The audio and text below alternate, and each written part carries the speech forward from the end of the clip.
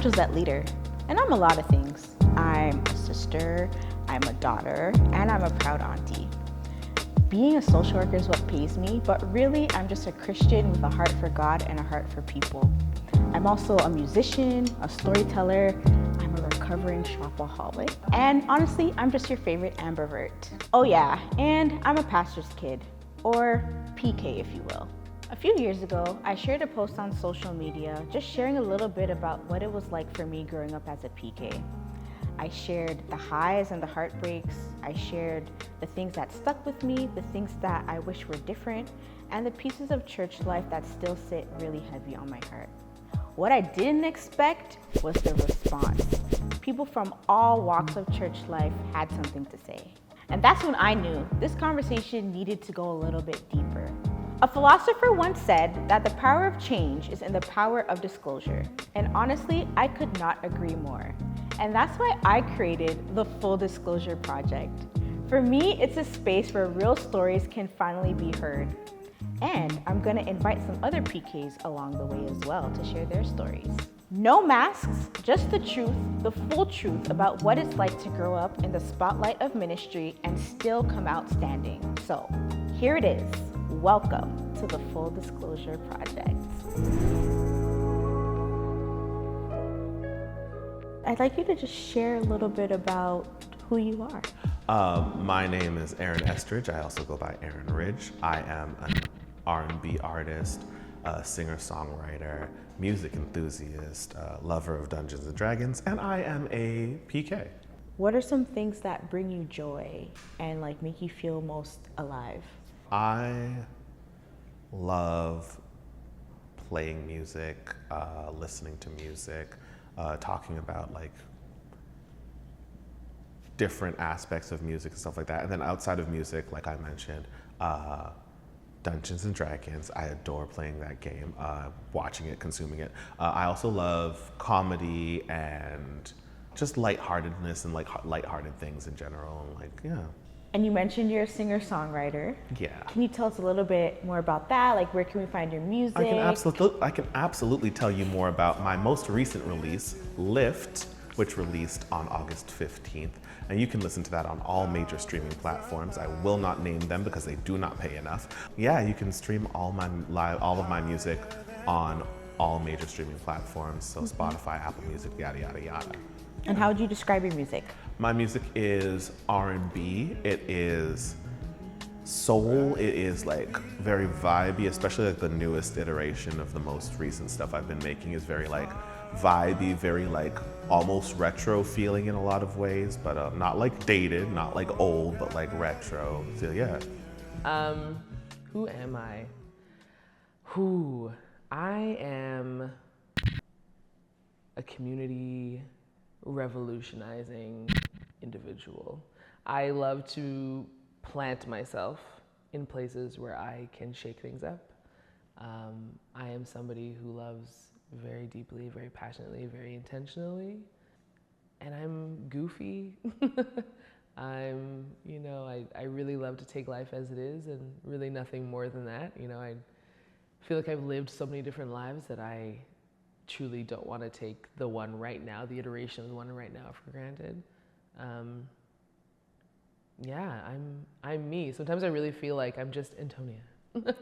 Like a Madonna, Beyonce, Cher, Antonia.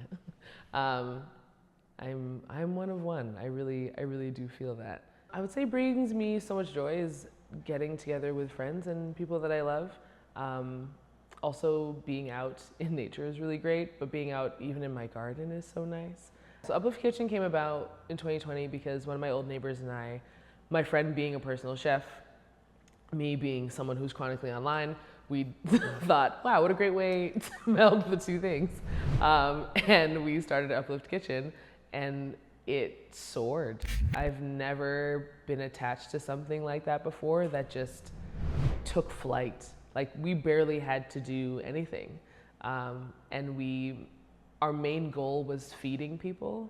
So we wanted to make sure that food was accessible to people, that was nutrient dense, that fit, their dietary needs or concerns, and that were just relevant to folks in terms of their culture. So we weren't trying to just give people, cans of tuna and Spam and boxes of macaroni, like you go to food banks and they kind of just have what they have, because access is also a really big struggle for a lot of the food banks in the city. We watched as so many food banks were begging, truly, for assistance, and were just so overflowing, they couldn't fulfill the need in the city. And so we thought, like, even if we can only help on a small scale, like at least we're doing something. And our main thing was that we didn't want people to have to go out of their way to access food. So I call it a fleet, because that's how it felt. We had a fleet of drivers who would come to my house at the time, pick up bags of groceries and other things and hand deliver them to people. Because as we picked up momentum, we were spanning from Durham region, sometimes Pickering, Ajax, all the way out to Brampton, and as far north as Newmarket. I had a friend who was in Peterborough that was helping as well. Like, it just didn't make sense to have people come to a central location. Like, central isn't central for everybody. So yeah, it was really exciting, and I'm excited to see what it can become. I've met so many really cool people along the way in this journey that now I know more so what I want to do with it and how I want to make it more profitable. One thing that a friend of mine really imparted on me years ago is that, like, metamorphosis doesn't just happen once. And I feel like I have gone through several metamorphoses? Metamorphoses? I don't know. Metamorphoses? I don't know. We got you. So this version of me right now is very calm, very assured, and very excited for, like, what comes next. But also, like, really excited to take on new things, and try new things and see where I want to be in life. This version of me is no longer tied down to a set of rules. And I like that. We're having fun. And I'm a PK. I'm Marley. I also go as Marley Unknown, and I'm a singer-songwriter in Toronto. I am also a pastor's child. I'm a mother. I also do hair and makeup. I'm also a child and youth worker. Honestly, it's a lot of things. But as a whole, I think that I would say I'm just a person who loves to create, and who loves to create space for other people. What do you find these days is bringing you joy and, like, making you feel the most alive in this season? I think right now, the thing that is bringing me most joy is I'm getting to experience a lot of things in life that I don't think I anticipated for myself, one of them being married.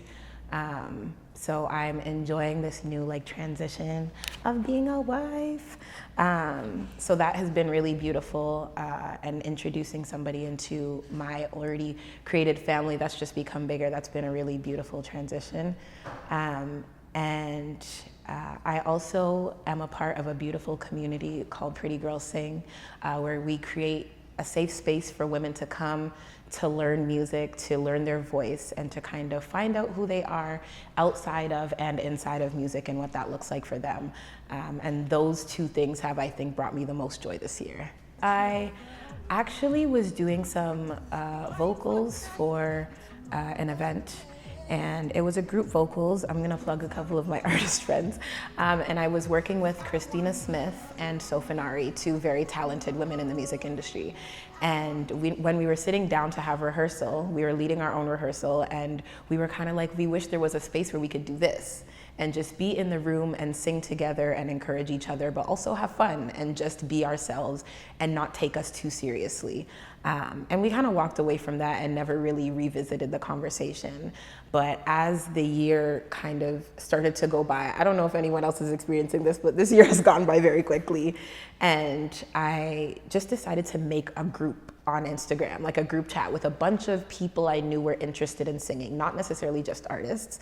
And wanted to see how other people felt about having that space. And so when I started to inquire about it, I had another incredible artist, Saber, reach out to me and say, hey, like, I would love to be a part of making this come alive.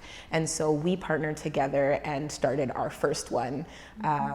And it was so beautiful. We rented out a Black-owned space and we invited all of the people we knew that would be available, and we just had such a great time. And in that, we do vulnerability training where we kind of challenge women to be vulnerable with each other. I think that's a space in music that kind of gets overlooked. And so we wanted to create that space where people actually learn to be vulnerable with other people. And so we started with that, and then we implemented some, vocal skills that people can take home and practice. And then we networked and we had fun and we laughed, and it just kept growing and growing. And then another artist, Blue, reached out and said, hey, I would love to be a part of the planning process. How can I do more to help?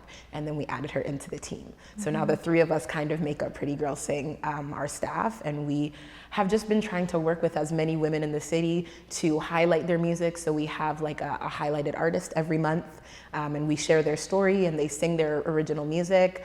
And it's just been so beautiful. And we've been getting people reaching out saying that they're moved by this community. So yeah, it's been really great. The best place to look us up right now, I would say, is Instagram. We have a TikTok as well that we're trying to add more content to. But you can find us at Pretty Girls Sing with 3 I's in the sing.